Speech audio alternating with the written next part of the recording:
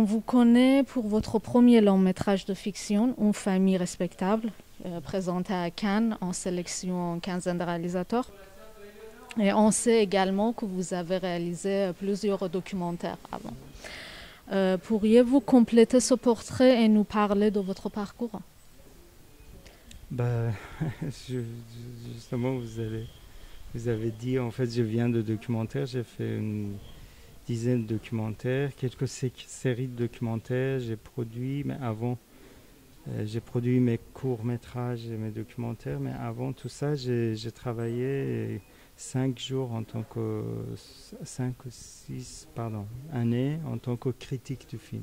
D'accord. J'écrivais dans plusieurs journaux. Et vous avez travaillé pour quels médias en Iran? Pour plusieurs journaux et revues cinématographiques. Et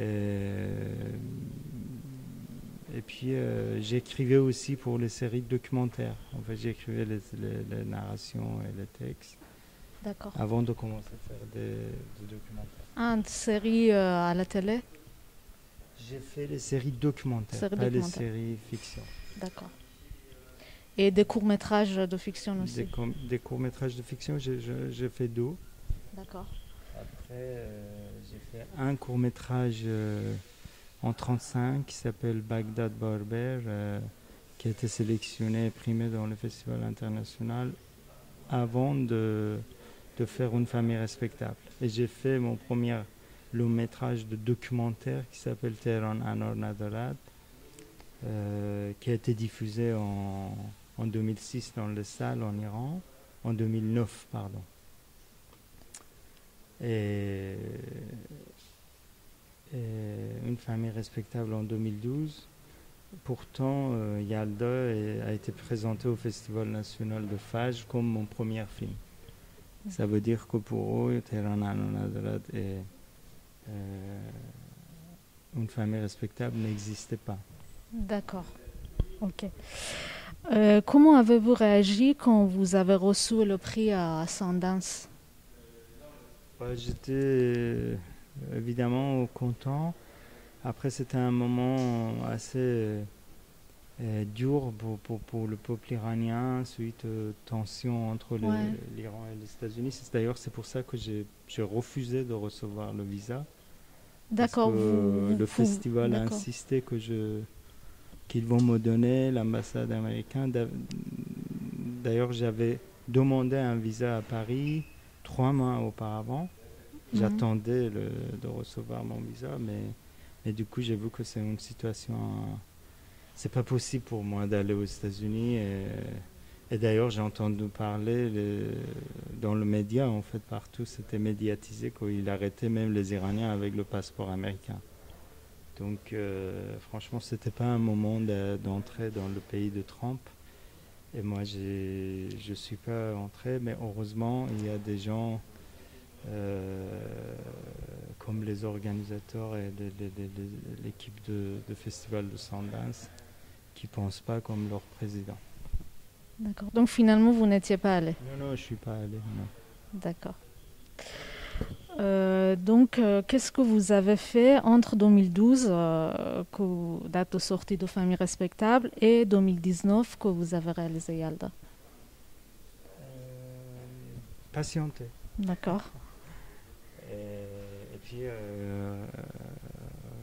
réécriture du scénario et faire la recherche pour, pour cette réécriture et aussi de patienter impatiemment en fait le tournage. Mais là c'était d'autant plus compliqué que je ne pouvais pas trouver les financements en Iran. D'accord. Après Une famille respectable, j'étais blacklisté et personne ne voulait financer ce film. Et c'est pour ça qu'on est entré dans le long voyage de coproduction avec 7 pays de coproducteurs, avec 24 sources de financement, ce qui a fait cette illusion pour le public iranien, que pour le public de festival de Faj, pas le public en Iran, pas pour tout le monde, mais pour presse présente au Festival d'Ophage que ce film il a eu beaucoup de subventions et beaucoup de financement, alors que c'était un film, comme c'était un film en langue étrangère, avec la situation économique actuelle d'Iran, avec tous les embargos qui a coupé toutes sortes de connexions économiques, relations économiques avec l'Iran, les producteurs qui avaient leurs comptes fermés dans leur banque à cause de faire un film avec l'Iran.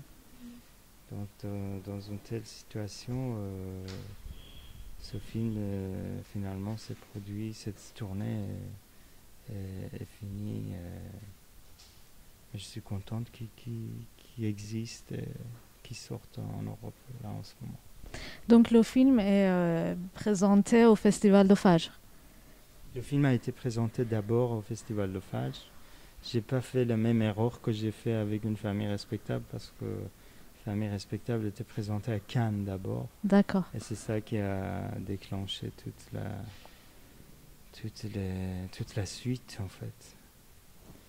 Mais Yalda était présenté alors qu'il n'était pas même achevé. La copie était sans le mixage, sans l'étalonnage, et sans le montage final. Mais je voulais vraiment présenter au Festival d'Ophage. Et comment il est reçu? Est-ce que vous avez gagné des prix ou... Il est reçu très... En fait, on a reçu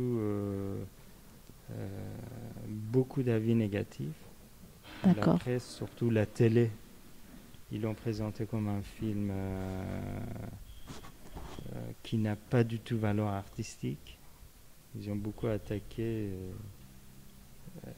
le film, mais aussi mon film précédent, alors que normalement ça s'était sélectionné comme un premier film. Donc j'ai pas compris pourquoi là, à ce moment-là, ils ont parlé de films précédents.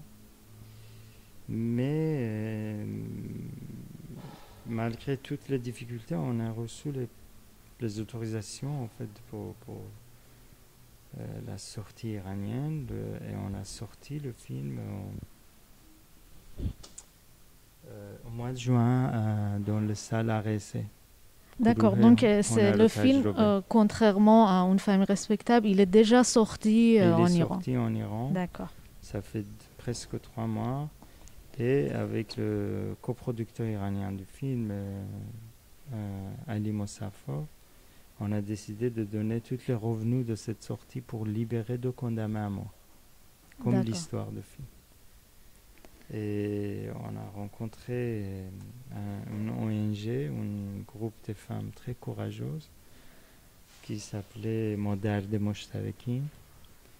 Et on a réussi avec en fait leur activité et leur recherche, parce que c'est un groupe, c'est une ONG qui passe en fait les femmes qui passent leur temps et leur vie à chercher les familles de victimes, et dans les villes lointaines, parfois dans les villages lointains. Et elle essaye de les convaincre pour pardonner le criminel, les prisonniers qui sont condamnés à mort à cause d'un mort non intentionnel. Et grâce à cette ONG iranienne, on a réussi finalement d'avoir le pardon et de libérer 2 condamnés à mort. La première personne, il a été libéré il y a 1 mois. C'est un jeune monsieur qui était en prison pour 15 ans, alors qu'il a été arrêté quand il avait 14 ans pour une bagarre et un mort accidentel. Et la deuxième personne aussi, c'était un jeune monsieur qui a été libéré il y a presque 10 jours. D'accord. Ben, je voulais vous demander de nous parler de la genèse du film et d'où ça vient l'idée, mais je pense que vous avez déjà un peu répondu. Vous pouvez développer comment l'idée a transformé en scénario et comment vous avez continué. En fait, j'ai vu des documentaires sur ce sujet et comme je viens de documentaires, j'étais inspiré, j'ai écrivé l'idée de faire un film sur un condamné à mort. Et pendant toutes les années que j'ai attendu, j'avais le temps de retravailler sur le scénario plusieurs fois et finalement ça a donné un Yalda. L'émission de télé-réalité a un rôle important, un rôle central dans le film. Est-ce que vous-même ou vos proches, vous regardez cette émission? Non, j'avais pas regardé avant. C'était pendant l'écriture qu'un ami de moi il m'a demandé de regarder. Et j'étais tellement bouleversé que j'ai décidé de raconter cette histoire au sein de cette émission. Une émission pareille parce que quand même j'ai dramatisé cette émission. L'émission existante à la télé iranienne, c'était pas tout à fait comme la joie de pardon. Joie de pardon, c'est quelque chose que j'ai inventé, je peux dire, parce que l'émission existante n'était pas nécessairement sur les cas de mort. D'accord. Pourtant, les épisodes les plus populaires, c'était un peu avec les invités de la famille victime. Et le fait que le film, la majorité des avis négatifs sur le film en Iran, c'était sur le fait que c'est une émission de télé, du coup ils ne trouvaient pas le film assez bon pour le cinéma, c'est une imitation de la télé. Et je pense qu'ils n'ont pas pris en fait le point de vue critique de film sur l'ensemble des médias en général et sur cette histoire qui est quand même incroyable. Donc votre regard sur l'émission, c'est plutôt critique? C'est à vous à dire. Spectateurs, les gens en Iran, les spectateurs iraniens, ils trouvent que non. D'accord. Les spectateurs ici, ils trouvent que c'est incroyable. C'est incroyablement critique, je veux dire. Après, c'est à vous. Chacun juge et regarde et comprend un film d'après sa propre culture et connaissance. C'est pas à moi, en fait. Moi, j'ai fait le film et il peut être interprété différemment chez les publics différents. Vous avez réalisé plusieurs documentaires avant de basculer vers la fiction.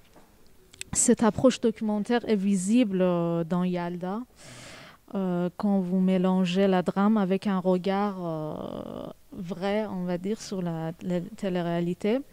Était-ce votre intention?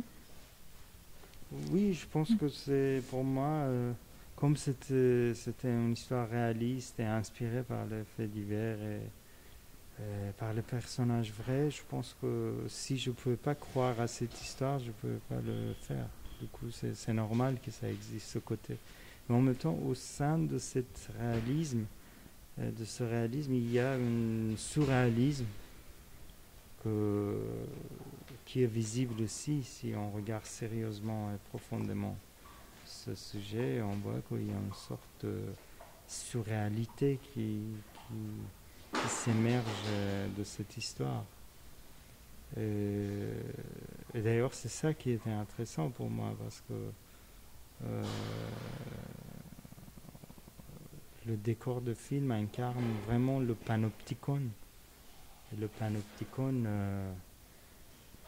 dont beaucoup de philosophes comme Michel Foucault il en parle, c'est la prison utopique. C'est le centre correction utopique dans lequel il mettait un prisonnier ou une prisonnière. Tout le monde pouvait le regarder et le juger constamment, alors que lui, il était privé de pouvoir regarder et comprendre ce qui se passe. Et c'est exactement l'histoire de ce film. Avez-vous pensé l'esthétique visuelle du film, comme la mise en scène ou la lumière, en fonction de l'émission télé? Oui, dès le début, en fait, quand j'ai décidé de raconter cette histoire dans l'émission, je savais que c'est hyper compliqué parce que ça limitait mes choix de mise en scène. Mais du coup, tout ça se joue sur le contraste, comme le récit qui se joue sur le contraste entre deux classes sociales, deux femmes très différentes, deux familles très différentes, un mariage brisé, et puis le contraste et la guerre entre les classes sociales dans la société iranienne, qui est un sujet, un thème très universel de ce film. Les mises en scène aussi,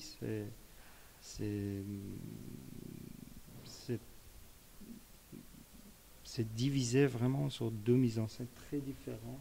À la fois la mise en scène qui ressemble un peu de la mise en scène télé, bien stable,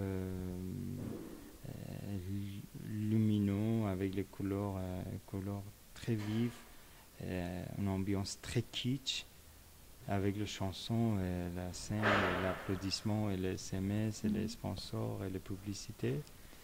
Et en même temps, une mise en scène qui est beaucoup plus mise en scène du film, cinématographique, toujours caméra à l'épaule, toujours proche des personnages, avec la lumière sombre et étouffée de côté coulisses. Je pense que c'est sur ce contraste que cette histoire est racontée. Il y a un personnage dans le film dont on s'en doute qu'elle peut avoir un rôle très important sur la décision finale. Vous faites le choix assez rapidement de dévoiler le message qu'elle porte, alors que vous auriez pu choisir un effet, on va dire, twist, où le spectateur apprend les choses à la dernière minute. Avez-vous hésité? On parle de personnage. اون خانومی که بچه نوزاد رو داره. Oui ou non, en fait, elle répond, ce personnage, elle répond à la fois aux besoins dramatiques de récit, comme vous avez cité, mais aussi elle complète ce portrait féminin de la société iranienne. Elle fait partie aussi des femmes qui habitent en Iran. Elle se met vraiment en contraste avec les femmes qui travaillent dans la régie. Ou bien Mona, qui représente une femme moderne, éduquée, et qui va vivre à l'étranger, qui est patronne d'une société publicitaire, qui est un peu comme les femmes, beaucoup de femmes qui vivent dans la société urbaine d'Iran. Et les techniciennes qui travaillent dans la régie aussi, et ils donnent la même image, alors que cette femme fait plutôt partie de groupes de femmes comme la mère de Mariam, qui est plus traditionnelle, qui vient de couches de la base de la société, et elles vont monter.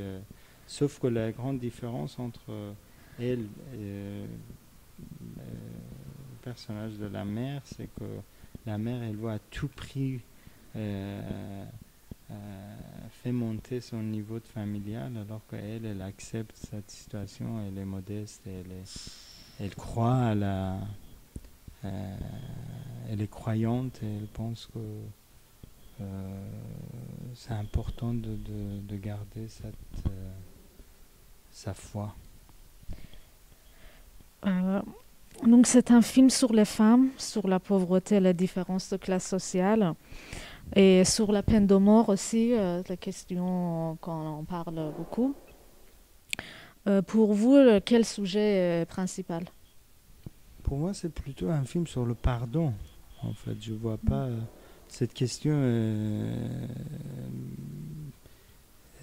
posée aussi après dans la conférence presse après le festival de Fajr. Il y avait des gens qui répétaient sans cesse que c'est un film sur Ressos, la loi de Talion. Pour moi, je vois pas ce film sur la loi de Talion. Pour moi, c'est sur le pardon, qui est un sujet beaucoup plus vaste.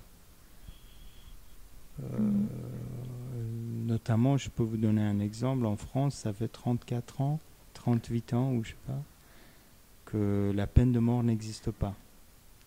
Ça veut dire avant guillotine marchait. Mais pendant ces 4 décennies presque qu'il n'y a pas de la peine de mort, la question de pardon, ça continue à exister.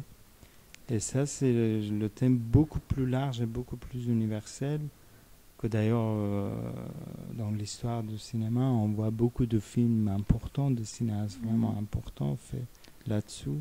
Je pense que le pardon, c'est vraiment le thème très important parce que dans le monde actuel, c'est ce qui manque de plus. Et sans le pardon, une grande partie de notre humanité est perdue. Et je pense qu'au jour d'aujourd'hui, on voit de plus en plus les gens, les individus qui parlons pas de la peine de mort ou des cas de mort. Même dans leur vie quotidienne, ils sont pas prêts, pas seulement pour pardonner, mais pour un simple geste de se mettre à la place d'autres et de connaître l'autre, de prendre un pas pour connaître l'autre. Et ça crée encore une peur de l'autre qui est vraiment horrible. Ça peut nous séparer au lieu de nous rapprocher. Je pense que ça, c'est un thème que le fait le film a été sélectionné dans plusieurs festivals internationaux et continue à être diffusé partout dans le monde, c'est que les gens, les spectateurs, malgré leur culture ou langue, ils comprennent ce sujet, ils se connectent en fait avec le sujet de pardon. Ouais. Après, à part ce thème universel, l'histoire de vraiment le pardon par rapport à peine de mort, c'est pas très évident pour le spectateur hors l'Iran parce que comme ici, par exemple, vous savez que c'est très différent la loi et c'est pas à la famille de victimes de pardonner, etc. Donc il faut vraiment expliquer comment vous... avec le spectateur comme aujourd'hui, par exemple, ou d'autres dans le festival après avoir vu le film, les réactions de spectateurs européens ou américains par rapport à cette loi qui est inconnue pour eux. Je pense que oui, évidemment, c'est une exception que la loi permet dans les cas de mort accidentelle ou non intentionnelle. Elle permet à la famille de victime de gracier et sauver la vie de criminels. Mais je pense que ça aussi, c'est une sorte de pardon. Et pardon, c'est compréhensible comme il est la base de toutes les religions et les écoles pensées humaines. Je pense que le film arrive à poser quelques questions importantes. Et les spectateurs, dans tous les pays, dans tous les festivals, ils sortent de ce film en ayant ces questions. Et ça, c'est bien. Je voulais qu'ils fassent la même chose dans mon propre pays, alors que pour les gens en Iran, c'est devenu ce sujet, c'est si proche que malheureusement, parfois, ils sentent qu'il est banal, alors que c'est pas du tout banal. J'espère que les spectateurs de ce film partent avec ces questions après avoir regardé ce film et cherchent en fait les réponses